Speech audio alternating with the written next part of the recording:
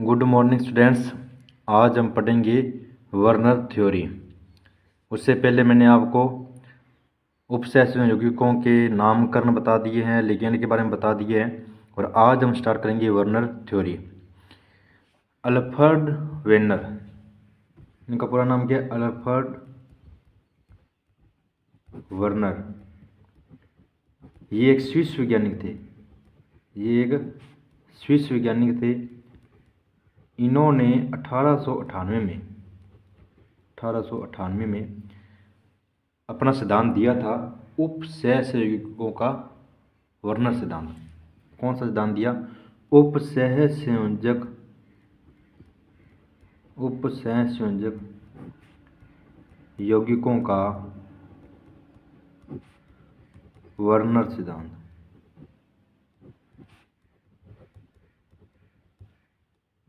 उपसहसंयोजकों का वर्नर सिद्धांत। इस सिद्धांत में उन्होंने क्या बताया? वर्नर ने बताया भी कोई भी उपसहसंयोजक यौगिक होता है, उसके अंदर जो सेंट्रल मेटल होती है, यानी कि केंद्रीय धातु आयन होता है, वो दो प्रकार की संयोजकता प्रदर्शित करता है। जो मेटल होती है वो दो प्रकार की संयोजकता प्रदर्शित करती है। सबसे पहली संयोजकता है, उसे हम कहते हैं प्राथमिक संयोजकता। प्राइमरी वैलेंसी बोलते हैं, इसलिए इसको PV से डिनोट करते हैं। और 2 नंबर है ना, जो है वो है द्वितीयक संयोजकता।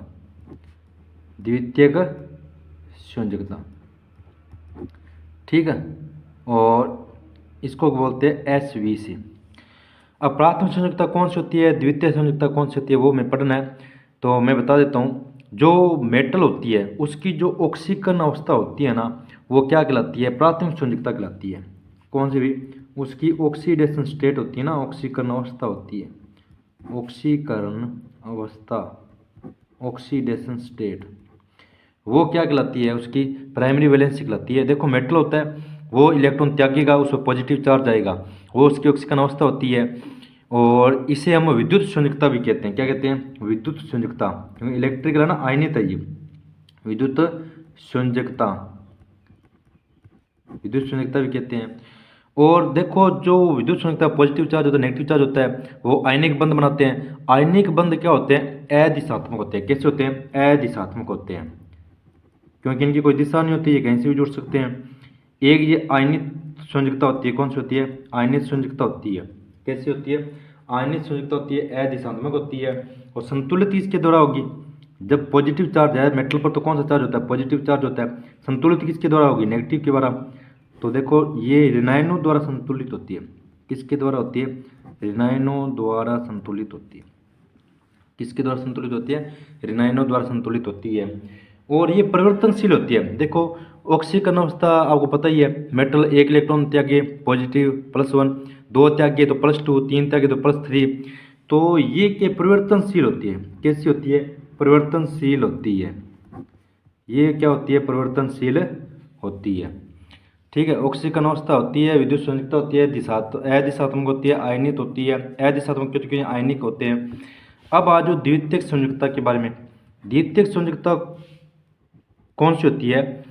हम इसे बोल सकते हैं समन्वय संख्या। जो मेटल लिगेंड से जुड़ी है, उनकी कितने कोऑर्डिनेट बॉन्ड बना लिए हैं, वो समन्वय संख्या कहलाती है। यानी कि मैंने आपको बताया था, एक एग्जांपल देखें, K4FeCN6, तो इसके अंदर जो फेरम धातु है, वो कितने लिगेंड से जुड़ी है? 6 से। तो जो ये 6 कोऑर्डिनेट बॉन्ड बनाए हैं ना, ये 6 उसकी क्या कहलाती है? समन्वय संख्या कहलाती है, और ये इसकी द्वितीयक संयोजकता होती है। और ये किसके द्वारा संतुलित होती है? ये उदासीन या ऋणायन लिगेंडों द्वारा संतुलित होती है। ठीक है, और ये आपको पता है सहसंयोजक बंध होता है ना, वो दिशात्मक होता है। और आपने पढ़ा भी होगा भी उपसहसंयोजक बंध एक प्रकार का सहसंयोजक बंध है, तो इसलिए ये दिशात्मक होते हैं। सहसंयोजक बंध हमेशा क्या होते हैं? दिशात्मक। तो ये संयोजकता भी दिशात्मक होगी। ये अनआयनित होती है। कैसी होती है? अनआयनित होती है। क्यों होती है भाई? क्योंकि मैंने आपको बताया था, ये देखो FeCN6-4 होता है। अब देखो क्या हम इस समन्वय मंडल को अलग कर सकते हैं? मैंने कहा था ना, मैंने शुरू में बताया था, संकुलवन पढ़ रहे थे तब मैंने कि जब इनका टेस्ट लेते हैं तो ये भाग टूटता नहीं है, अलग नहीं होता, आइसोलेट बिल्कुल नहीं होता, इसका मतलब ये से जुड़ी रहती है। तो ये कौन सा भाग है? अनायनित। मैंने कहा था ये अनायनित भाग है, ये टूटता नहीं है। तो ये संयुक्ता कैसी होगी? अनायनित होगी।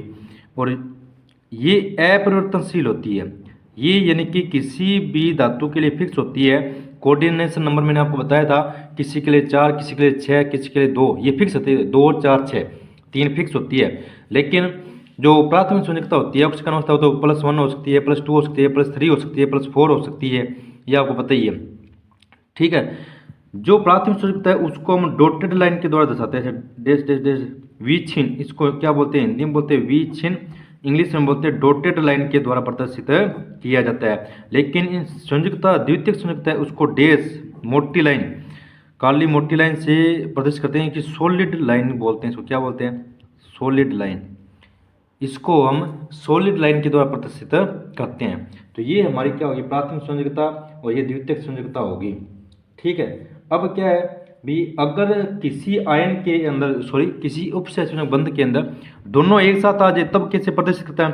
तब साथ में मोटी लाइन और डैश डैश डैश डैश दूसरी, यानी कि दोनों को इकट्ठा अपने प्रदर्शित करेंगे जब साथ साथ आए। तो इस तरीके से उसका अपना प्रदर्शन करना है दोनों संयुक्ताओं का। अभी मैं कुछ उदाहरण बताऊंगा तो आपको पता लग जाएगा। तो ये प्राथमिक संयुक्ता, द्वितीय संयुक्ता, अंतर पता लग गया। ये परिवर्तनशील, अपरिवर्तनशील, आयनित, अनायनित, अदिशात्मक, दिशात्मक, ये ऋणायनों द्वारा संतुलित, ये उदासीन व ऋणायन लिगेंडों द्वारा संतुलित। ये ऑक्सीकरण अवस्था होती है, ये समन्वय संख्या होती है। समन्वय संख्या कौन सी होती है? जिससे मेटल जितने उपसहसंयोजक बंध के द्वारा जुड़ी है वो उसकी समन्वय संख्या होती है। ये निश्चित होती है, ये अनिश्चित होती है, ये मैंने आपको बता ही दिया। तो वर्णन ने 2 प्रकार की संयुक्ता बताई। तो अब मैं आपसे एक उदाहरण पूछ रहा हूँ, उसमें आप बताना। जैसे मैंने K4FeCN6 लिया, आपसे इसमें पूछा भी बताओ प्राइमरी वैलेंसी कौन सी है, सेकेंडरी वैलेंसी कितनी है। तो पहले अपने आराम से पहचानेंगे ये कौन सा है? धनायन K+, ये पूरा क्या है? ऋणायन FeCN6-4। ये क्या है? लिगेंड। ये क्या है? मेटल। मेटल के ऊपर कितना चार्ज आएगा मैंने आपको निकालना बताया था, तो यहाँ पर +2 आएगा। तो जो +2 है वो तो हमारी क्या है? प्राइमरी वैलेंसी है। और जो लिगेंड कितने जुड़े हैं तो कितने? 6, तो ये क्या आ गई? 6 आ गई। तो ये हमारी प्राथमिक संयुक्ता 2 आ गई, सेकेंडरी वैलेंसी 6 आ गई। प्रदर्शित कैसे करते हैं? इसको कैसे प्रदर्शित करेंगे? ऐसे करेंगे,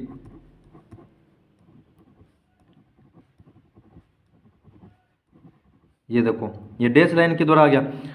और कोई आयन जुड़ा है तो जैसे अपने क्लोरीन जोड़ते हैं बाई चांस, भी क्लोरीन जोड़े तो कैसे? जैसे dash dash dash chlorine, dash dash dash dash chlorine, ऐसे जोड़ेंगे अपने। तो ये मैंने बता दिया, जो आयन होते हैं उनको तो डैश डैश लाइन से, बाकी ठोस लाइन से करेंगे। जब दोनों एक साथ प्रदर्शित करते हों, मान लो जैसे किसी के अंदर ऐसे हो FeCN5Cl आ जाए, तो हम क्या करेंगे? उस Cl को एक तो डैश लाइन और एक डॉटेड लाइन दोनों के द्वारा प्रदर्शित करते हैं। अभी मैं आपको बताऊंगा, आपको पता लग जाएगा, एक उदाहरण करवाऊंगा मैं आपको। हाल फिलहाल आपको ये समझ में आ गया होगा भी 2 प्रकार की संयुक्ता प्रदर्शित करते हैं। अब क्या है, इसके अंदर इन्होंने एक प्रयोग किया था, तो मैं प्रयोग बताता हूँ भी आपको कैसे पता लगा। तो ये देखिए प्रयोग, वर्णन ने कोबाल्ट क्लोराइड और अमोनिया के बने उपसहसंयोजक यौगिकों का सिल्वर नाइट्रेट के साथ, किसके साथ? सिल्वर नाइट्रेट के साथ उन्होंने एक परीक्षण किया, इनको आधिक्य मिलाया, किसको भी? सिल्वर नाइट्रेट को आधिक्य मिलाया। किनके साथ? इनसे बने यौगिक के, ये एक एक मोल लिया, तो इनसे बने यौगिकों को उन्होंने AgNO3 के साथ अभिक्रिया करवाई। तो उन्होंने क्या पाया? देखिए क्या पाया उन्होंने, ये पीले रंग का, ये नीलोहित, हरा, बैंगनी, ये आपकी किताब के अंदर दे रखा उदाहरण। तो पहले वाला जो है ना, उससे पता है क्या बनता है कंपाउंड? उससे बनता है CONH3 6 और Cl3 बार। इससे परीक्षण किया ना तो बाहर 3 AgCl की मोल आई। दूसरे से क्या बना? NH3 5 एक Cl और आगे Cl2 आया। तो कितने AgCl के मोल मिले? 2। फिर लास्ट वाला है जो कि यहाँ 4, यहाँ Cl2, यहाँ 1 है, यहाँ मिले 3 AgCl। और जब 3 क्लोरीन बाहर हो जाएंगे, सॉरी 3 क्लोरीन अंदर आ जाएंगे, तो बाहर क्या बचेगा, कुछ नहीं बचेगा। तो क्या बनेगा, 0 HCl मोल। ये अवक्षेपित हैं, श्वेत रंग का अवक्षेप मिलता है HCl का। वापिस फिर सुनिए, वर्नर ने कोबाल्ट क्लोराइड और अमोनिया से बने कॉम्प्लेक्स यानी कि उपसय संयोगी की अभिक्रिया आधिक्य के अंदर सिल्वर नाइट्रेट के साथ अभिक्रिया करवाई। तो क्या देखा उन्होंने, जब इससे अभिक्रिया करवाई तो 3 मोल HCl श्वेत अवक्षेपित होते हैं, इससे करवाई तो 2 मोल HCl के अवक्षेपित होते हैं, इससे सॉरी 1 होता है, सॉरी ये गलत हो गया, 1 मोल HCl अवक्षेपित होता है, यहाँ है 0। तो उन्होंने कहा भी बाहर जितने आयन है ना वो ही अवक्षेपित होते हैं। समझ में आ गया। अंदर देखिए, अंदर यहाँ भी 6 थी कोऑर्डिनेशन नंबर, यहाँ भी 5 और 1 6, यहाँ भी 4 और 2 6, यहाँ भी 3 और 3 6। उन्होंने पाया भी जो द्वितीयक संयुक्ता होती है ना वो फिक्स होती है और धातु ऑक्सीकरण अवस्था वो चेंज होती रहती है। ये इन्होंने इस एक्सपेरिमेंट से पता लगाया। फिर उन्होंने चालकता देखी। चालकता कैसे देखते हैं, इसको अपने वियोजित करेंगे तो 3 आयन ये, 1 आयन ये, तो कितना आयन बने 4, ये 2, ये 1, 3, ये 1, ये 1, तो 2, और ये पूरा टोटल 1 आयन, ये पूरे 2, ये 3, ये कणों की संख्या ये। आयन देखे तो इसमें 4 आयन ही है, इसमें कितने आयन है 3, इसमें 2, इसमें 0 आयन है, ये आयन नहीं है, ये उदासीन हो गया। इसमें आयन नहीं है लेकिन इसमें आयन है, इसमें भी आयन है, इसमें भी आयन है, लेकिन इसमें आयन नहीं है क्योंकि 3 और 1 4, 2 1 3 और 3, ये आयन है, ये कणों की संख्या है। तो वर्नर ने अनुसंख्यक गुणधर्म के बारे में बताया था। अनुसंख्यक गुणधर्म क्या होते हैं, जितने ज़्यादा कणों की संख्या होती है उसमें उतने ज़्यादा अनुसंख्यक गुणधर्म पाए जाते हैं। तो सबसे ज़्यादा अनुसंख्यक गुणधर्म इसमें, उससे कम इसमें, उसमें कम उससे, उससे कम इसमें। ये आयनों की संख्या, जितने ज़्यादा आयन होंगे उतनी ज़्यादा चालकता होगी। तो सबसे ज़्यादा चालकता किसमें, इसमें, फिर इसमें, और सबसे कम इसमें, और इसमें तो आयन ही नहीं है, 0 आयन है। समझ में आ गया। तो क्रम क्या रहा, 4 सबसे ज़्यादा आयन, 3 2, ये आयनों की संख्या है 4 3 2। तो उन्होंने ये सारे एक्सपेरिमेंट करके बताया। इससे पता चला उनको भी द्वितीयक संयुक्ता होते हुए फिक्स होती है किसी मेटल के लिए, निश्चित होती है 6 4 2 ना, बाकी ऑक्सीकरण अवस्था चेंज होती रहती है। ये उन्होंने एक्सपेरिमेंट किया था। ये HCl के मोल के अवक्षेपित हो गए। अब इनकी संरचना देखो, मैं आपको बना के बताता हूँ। पहले की संरचना देखो कैसी बनेगी, ये देखो NH3 NH3 NH3 NH3 NH3 NH3। अब 3 बच गए ना क्लोरीन, एक क्लोरीन यहाँ, एक क्लोरीन यहाँ, एक क्लोरीन यहाँ, ये बन गई पहले वाले की। ठीक। अब दूसरे वाले में आप क्या देख रहे हो भी, एक क्लोरीन अंदर भाग ले रहा है, वो ऑक्सीडेशन स्टेट को संतुलित कर रहा है और कोऑर्डिनेशन नंबर को संतुलित कर रहा है। तो इसे हम दोनों लाइनों से दर्शाएंगे। कैसे दर्शाएंगे देखते जाना आप। ये लो, 1 अमोनिया, 2 3 4 5, अब 5 अमोनिया ना, 1 क्लोरीन है, ये देखो, बाकी 2 क्लोरीन बचेंगे वो इससे आएंगे। ये हो गया, पता लग गया आपको। इसके अंदर 1 क्लोरीन जो दोनों तरफ से भाग ले रहा है, ये देखो 1 क्लोरीन, तो इसमें 1 आ गया। आगे वाले में 2 ले रहे हैं ना, तो 4 तो अमोनिया वैसे के वैसे आ जाएंगे और 1 हट जाएगा और 1 यहाँ पर, ये सीधा इसके साथ टूट आ जाएगा। तीसरे में देखो तीनों ले रहे हैं तो इससे आ जाएगा। और लास्ट वाले में देखो, लास्ट वाले में कैसे बनेगा, लास्ट वाले में ऐसे बनेगा कोबाल्ट, ये 3 अमोनिया आ गए और 3 क्लोरीन आ जाएंगे। ये देखो डैश डैश डैश, ये दोनों लाइनों के द्वारा दर्शाए जाएंगे। ये लास्ट वाले की संरचना है।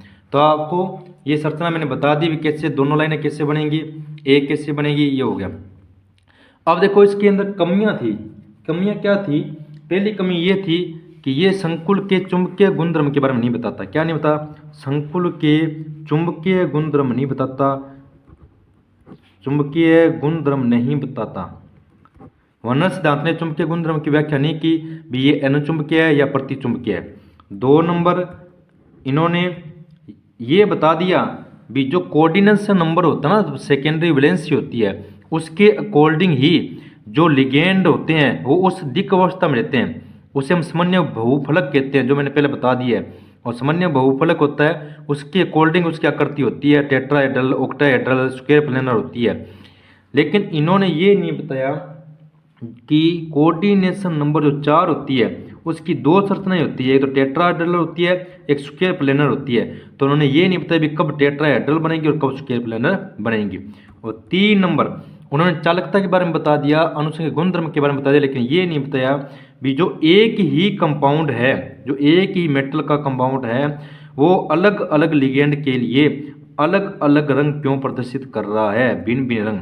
क्योंकि ये देखो हमने ये 4 बनाए हैं, इसके अंदर लिगेंड चेंज कर रहे हैं, अपने एक एक बढ़ा रहे हैं, मेटल वही है, संयोजकता भी वही है, फर्स्ट प्राइमरी वैलेंसी वही है, लेकिन लिगेंड हम चेंज कर रहे हैं। तो देखो सारे रंग चेंज हो रहे हैं, पहला पीला है, दूसरा नील लोहित है, तीसरा हरा है, चौथा बैंगनी है, ये रंग चेंज हो रहे हैं। ये क्यों हो रहे हैं इसके बारे में वर्णन नहीं कर पाया। तो ये वर्णन सिद्धांत की 3 कमियां हैं। ये क्या है, वर्णन सिद्धांत की 3 कमियां। और आज का लास्ट सवाल जो आप किताब के अंदर दे रखा है, देखिए ये सवाल दे रखा है, इसमें उन्होंने पूछा है भी बताओ इनकी सेकेंडरी वैलेंसी कितनी है। तो आपने क्या करना है, ये अवक्षेपित एजीसीएल के मोल दे रखे हैं सिल्वर नाइट्रेट के द्वारा। अवक्षेपित मोल कौन से होंगे, जितने उपसहसंयोजक के बाहर क्लोरीन आयन होंगे ना उतने एजीसीएल मोल मिलेंगे। तो देखिए यहाँ 2 है, इसका मतलब 2 क्लोरीन अपने को बाहर रखने हैं, बाकी अंदर रखने हैं। तो कैसे रखोगे, मैं इसकी संरचना बना रहा हूँ, PD और 4 एमीन अपने को दे रखे हैं और 2 क्लोरीन बाहर रखने हैं, ये तो तभी मिलेंगे ना। देखो 2 क्लोरीन में बाहर रखूंगा तभी 2 मोल एजीसीएल के मिलेंगे, तो ये होगी। अब देखो संरचना ये होगी, तो इसकी द्वितीय संयोजकता कितनी आएगी, सेकेंडरी वैलेंसी कितनी आएगी, 4 आएगी, क्योंकि इसके अंदर 4 ही कोऑर्डिनेशन बॉन्ड बनाए हैं। इसमें देखो कितने क्लोरीन बाहर निकाल दिए, 2। तो इसकी संरचना क्या है, निकल और 6 जल के मॉलिक्यूल दे रखे हैं और बाहर कितने Cl2 है। इसकी सेकेंडरी वैलेंसी कितनी होगी, 6 है ना, तो 6 होगी। इसमें देखो इसमें 0 मोल अक्षेपित हो रहे हैं, कितने हो रहे हैं, 0 मोल, और ये दे रखा है। तो इसमें क्या बनेगी, H2PtCl6 होगा, क्योंकि देखो 4 क्लोरीन ये है, 2 इससे मिल गए, 6 अंदर आ गए और हाइड्रोजन बाहर आ गया। तो ये कितने बन गई, इसकी सेकेंडरी वैलेंसी कितनी है, 6। ये देखिए इसके अंदर 1 मोल अक्षेपित हो रहा है, इसके अंदर 1 जो क्लोरीन है वो बाहर रहेगा, बाकी जो अपने को अंदर दे रखा है वो अंदर वैसे वैसा लिख देंगे। तो यहाँ पर कितना आएगा भी, 1 क्लोरीन बाहर आ गया। तो ये कितने बन गई, सेकेंडरी वैलेंसी 6, क्योंकि देखो भाई क्लोरीन 3 है, 3 में से 1 तो अक्षेपित हो रहा है, तो 2 अंदर रहेंगे, 1 बाहर रहेगा, और 4 अमोनिया दे ही रखे हैं। और लास्ट वाला देखो PT, इसमें 0 मोल अक्षेपित हो रहे हैं, तो 2 ही अमोनिया 2 ही क्लोरीन है, ये सारे के सारे क्या आएंगे, अंदर आएंगे, क्योंकि अक्षेपित तो कोई हो ही नहीं रहा। तो ये आ गया। तो इसकी सेकेंडरी वैलेंसी कितनी है, 4, क्योंकि 2 और 2 4, इसमें 4 और 2 6, इसमें 6, इसमें भी 6, इसमें 4, ये सेकेंडरी वैलेंसी है। हमें बस इतना ही ध्यान रखना, जो अक्षेपित हो रहे हैं ना, अक्षेपित हो रहे हैं वो मोल बाहर रखने हैं। 2 हो रहे हैं तो 2 क्लोरीन बाहर रख दिए, 2 यहाँ तो 2, यहाँ 0, यहाँ कोई बाहर नहीं, यहाँ 1 तो 1 क्लोरीन मैंने बाहर रख दिया, यहाँ भी कोई नहीं हो रहा। तो ये आपकी किताब का क्वेश्चन है, भी सेकेंडरी वैलेंसी ज्ञात करो, ये मैंने बता दिया। और वर्णन सिद्धांत ने यानी कि उसके चालकता के बारे में बताया, सामान्य बहुफलक के बारे में बताया, और कुछ कमियाँ भी रहेगी। तो ये आज हमने वर्णन थ्योरी पूरी की है। तो मैं उम्मीद करता हूँ भी आपको ये बिल्कुल समझ में आया है। अगर कोई कन्फ्यूजन कोई डाउट हो तो आप कमेंट करके पूछ सकते हैं। वीडियो को लाइक शेयर कीजिए। धन्यवाद।